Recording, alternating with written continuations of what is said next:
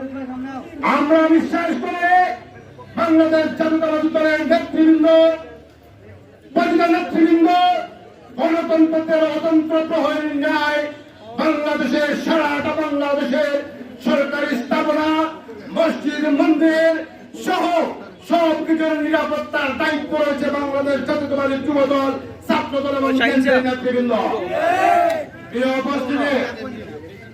উপস্থিতি, একটি কথা বলে আমার নেতা জিয়াউর রহমান সাহেব বলেছিলেন, এই দেশ আমাদের, এই দেশের সম্পদ আমাদের, এই দেশের মানুষ আমাদের, এই দেশ থেকে অন্য দেশে যাওয়ার কোন সুযোগ আমাদের নেই।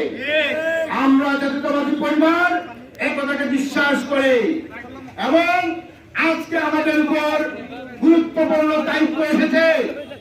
আমি দক্ষিণ সুনামগঞ্জ উপজেলা যুবদলের আহ্বায়ক হিসাবে আমার দক্ষিণ সুনামগঞ্জ উপজেলা যুবদলের প্রতিটি ইউনিটের সভাপতি, সাধারণ সম্পাদক সহ সকল সংগঠনের নেতৃবৃন্দকে বলছে, আপনারা নিজ নিজ এলাকায়, নিজ নিজ এলাকায় এবং নিজ নিজ গ্রামে সরকারি প্রতিষ্ঠান, মসজিদ, মন্দির সহ এমনকি আওয়ামী লীগের পরিবারকেও আপনারা নিরাপত্তা দিবেন।